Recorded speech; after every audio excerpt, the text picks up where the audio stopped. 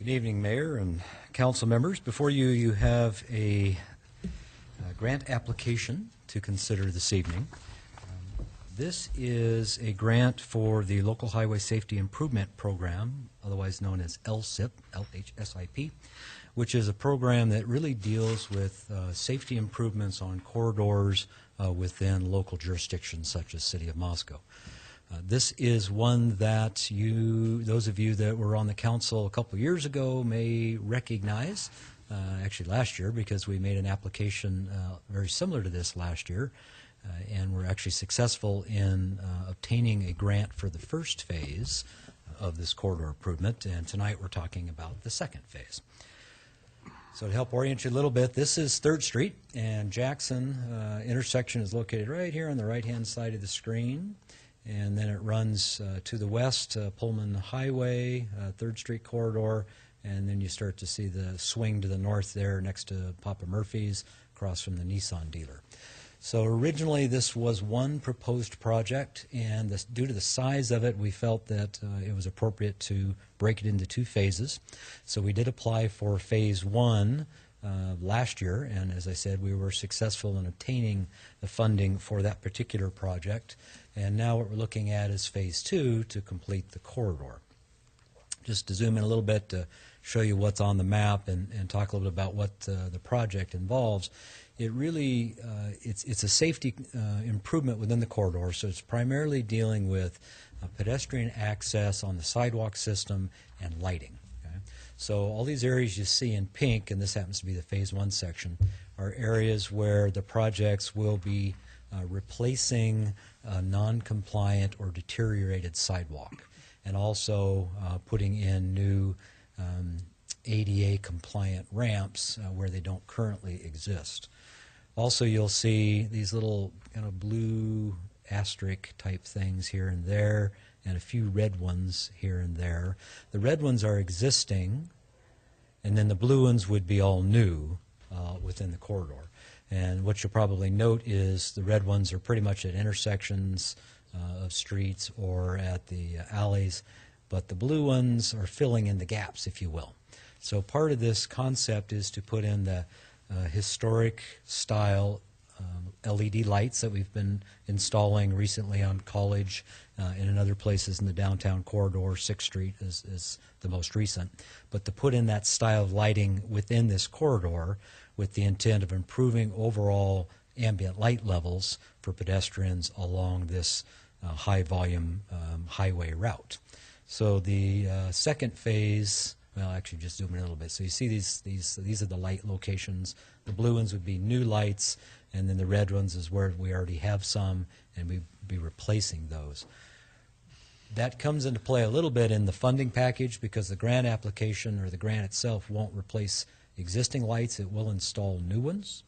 And so we've been working with the Urban Renewal District for the Legacy Crossing District, or the agency, excuse me, for the Legacy Crossing District to obtain their willingness to participate in this project. So they have pledged a certain amount of funding towards the project. A lot of that will focus on the updates to the existing lights that are not currently grant eligible. And the second phase of the project, well, let me finish, but the first phase ends here at the alley. This is the laundromat, kind of on the west end, the printing place and the pizza place up here, and that's where the first phase ends. We will then pick up in phase 2, which is the current grant application that's before you this evening, at that same alley, and then head on to the west as far as we can. Now there's a portion here in front of the Nissan dealer that was redone this summer as part of the ITD project. When the state was coming through, we worked with them to improve and replace some of that very bad walk and get rid of some of the drive approaches that are there. So the sidewalk component of this phase right there in front of Nissan will drop out, but the lighting component will remain. And then we'll be doing the sidewalk and the lighting throughout the rest of the area. You'll notice that we don't come up here all the way to the end of the phase. Part of that is we do have a light here that we're showing, but the sidewalk through here is in pretty reasonable shape. And then up here we have a little bit of challenge. I think I have a zoom in where the right-of-way gets kind of right into the sidewalk a little bit. So we're not quite sure if we've got enough space to do the rebuilds in here at the moment. We'll be looking at that a little closer as we progress, assuming that we are successful. So it's possible that we would extend that sidewalk work up to about here. After that, it's compliant and the ramps are in place. If we can make that fit within the existing right-of-way. How about lighting through there, Les? Is The that where that lighting- crosswalk is by the pizza place at Papa Murphy? That's Right, always and dark. Yeah, there is lighting here, and there's lighting here. Yeah, it could be improved here. It is something we have talked about, as well as the rest of the crosswalks on the corridor. So we can certainly look at that and see if there's any potential to add something there. A lot of it just depends on the way the funding package lays out and how much we can afford, how much grant we might be able to obtain. And the reason I bring that forward is twofold. One, people going west on Third when they come around there, that's kind of blinded until they get partway around right by that pizza place, and folks coming to the east is where it goes from the 3-lane down to the 2-lane, and so you've got this, I would call it jousting, but naturally people are kind of speeding up to try to beat the next guy to get in there, so that's why that lighting is so critical in my view right there. Kath? For my education, you know, when you're talking about width of sidewalk, how much do you think you're going to need in comparison to across the street? I don't necessarily know that you can match it, but what do you think? Yeah, the sidewalk on this corridor varies quite a bit, anywhere from 5 feet to as much as 15. You can notice to the south it's quite a bit wider than what's up here on the north. I suspect this is probably about a 5-foot walk, and it's just very close right in there. And so it's one of those things that if we determine that we've got enough space, or if need be, we could obtain a temporary easement for construction from the adjacent owner to allow us to get in and actually perform the work. That would allow us perhaps to extend this work a little further. So it's, you know, it's one of the parts that we'll be looking at. I think the estimates are probably adequate to address that if we are able to do so. Just a couple of shots real quick on the look, just so you have an idea of what we're doing. This is actually a section in Phase 1. So the Jackson intersection's up here just beyond the school bus. There's the right turn pocket beginning. So you get an idea. Over the years, the highway has been raised quite a bit with overlays, and it got to the point where these driveway approaches were just way too low, so they kind of scabbed in this little asphalt here to make a bit of a ramp with a little bit of drainage. Creates all kinds of problems. Those are the kind of things that we want to fix from just the perspective of drainage and usability. But for pedestrian and for ADA access, this is just problematic. You know, you've got this odd little back slope, and then it kind of slopes the other way. Areas like this, same kind of thing. They've been filled in often. Some areas where it's very narrow, that type of thing. Where we can, we'll try to address that. This is the stretch looking into Phase 2, so this is the car dealer before you hit the Nissan dealer down there, so that last block. And so again, same problem, lots of ramps, no longer in service, been filled in, just creates all kinds of challenges for walkers, but particularly for folks that are in wheelchairs or need some kind of assistance in mobility. And one more shot looking back the other direction, and that's it. So, You had a question? Yep. What were the little red squares on your maps there? Intermittently. those little red those would be where we'd be installing a new ramp that doesn't currently exist. There's An ADA ramp? like an ADA ramp, right? Either what's there is non-compliant, you know, old ones, or just really deteriorated, or just don't exist at all. And so those would be the locations identified that are remaining that still need ramps. You know, looking back, you'll see some others here. The one there by Archer Photography, this is a really bad crossing, actually. No ramps, really deteriorated sidewalk right there. That's a Phase 1 portion of the job.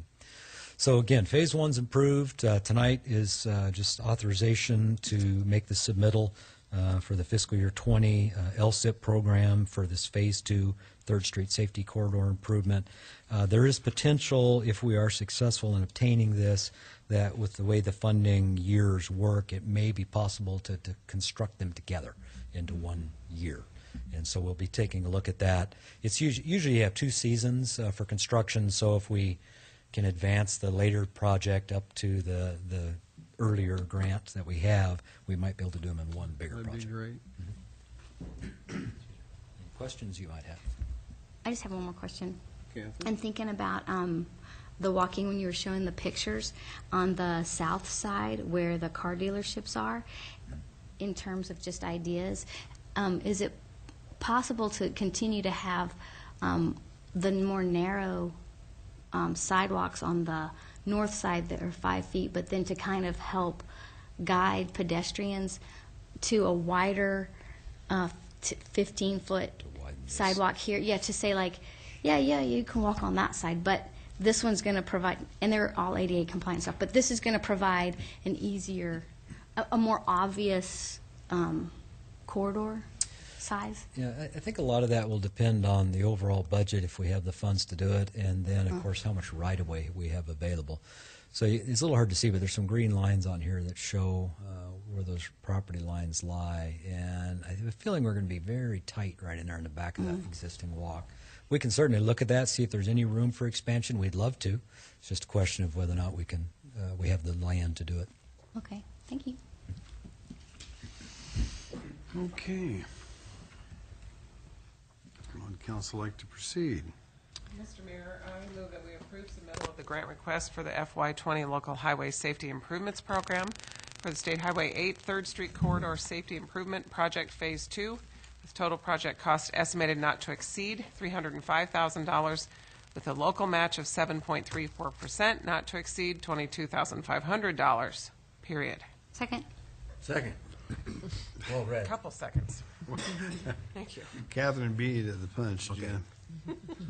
Okay, we got a motion by Gina and a second by Catherine to approve the submittal of the grant request for FY20 Local Highway Safety Improvement Program for the 8th Street, 3rd Street Corridor Safety Improvement Project Phase 2, with the total project cost estimated not to exceed $305,000, with a local match of 7.34%, not to exceed $22,000. And I will start the roll with Brandy. Aye. All right. Aye. Aye.